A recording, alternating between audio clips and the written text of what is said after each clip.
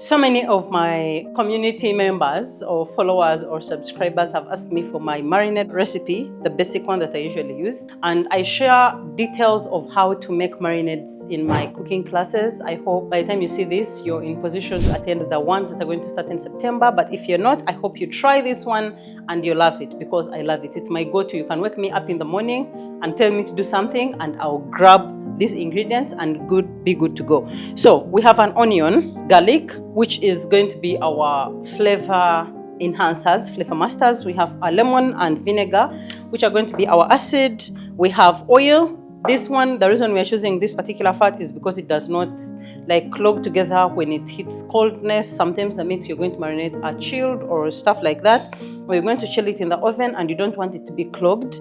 So this is able to transport more flavor. You need spices. I'm using this simbambili because I want to keep it simple. If you've grown up in the early 2000s, 90s, I'm old. Imagine, I cannot believe that even me right now, I'm like, kids of that early 2000s, like have we left them already? Anyways, I have dark soy for color mainly. You can use Worcestershire sauce, you can use cubes or seasoning cubes for more umami, more flavor, but the dark soy is for flavor, rather for color. And then I have my paprika, my all-time favorite, my darling cumin. Oh, cumin, how I love you. Next to my heart, we have black pepper, goes hand in hand with salt. And then for the herbs, we are going to be using cilantro or jania or coriander or kotimir. Bana Uganda. Which part of this plant inspired the name kotimir? I've tried to find the roots of the word kotimir. If you know it, comment down below and let me know. Anyway, so we need an acid, we need a salt, we need spices, we need aromatics, we need a fat. That's it. Write it down, put everything that lies in that category and use them to create a marinade of your choice. We are going to start with the things that we need to chop, and we're going to be putting them in this blender. And first thing first, I'm not going to measure, but I will tell you the estimates. You know how we do it, don't you? Anyway, so I'm going to put in these are about 2.5 tablespoons of oil. Put it aside. We are going to go in with a juice of a lemon. Squeeze more, so as you can see, the seeds remain in here. And then that is done.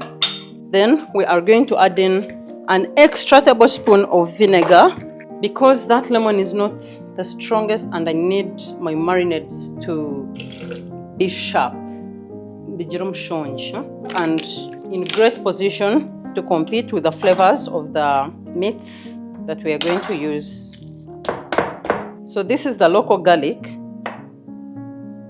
There's someone always, ever since TikTok became a platform where we post most of our home cooking and stuff like that, people have made it a point to always remind home cooks to wear gloves, like it's the safest option.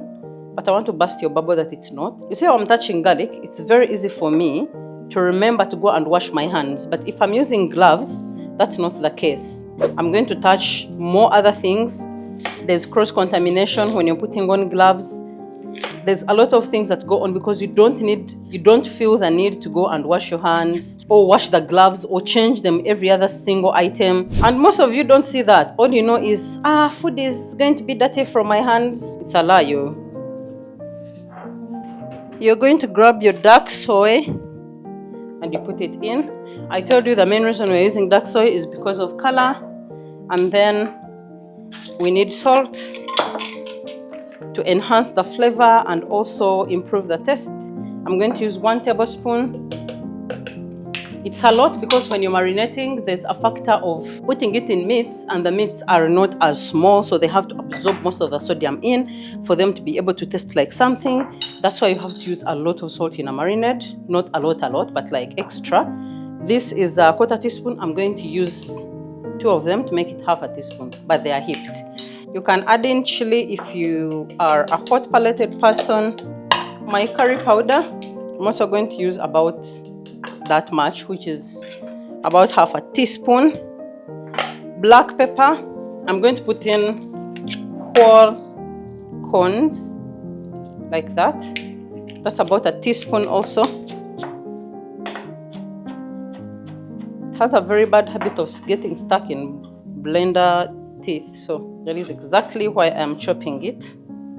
If you have any chilies that you would like to add in here, then you go ahead and add them at this point. Add in some of these cilantro stalks and we are good. So we have the fat, the acid, the aromatics, the spices, and the herbs.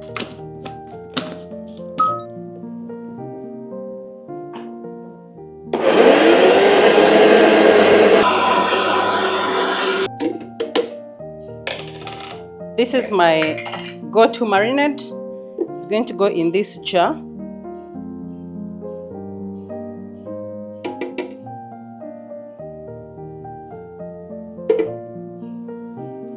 Even on days I am too lazy to spice up my sauces, I can always add this and the flavor is going to be bomb. It's going to go in the fridge for about 7 days and it's still going to be perfect to use. For everyone who has been asking me for my go-to marinade, the basic of the basic, this is it. I hope you like it. I hope you try it out, and always remember to taste your food until it tastes like how you will like it, and then that's how the food is going to turn out. Remember to subscribe, remember to like, to share. It means a lot to me. It shows YouTube that you actually care about the content I share and you want other people to see, so it starts suggesting it to them, and then that's how we grow. We also need a play button one of these 6 months. What do you think? You can help me do that, won't you? Anyways, to the fridge, and we'll be marinating some pork chops, some pork ribs. Please make sure to check out the next video, not to miss that one. Okay? Bye.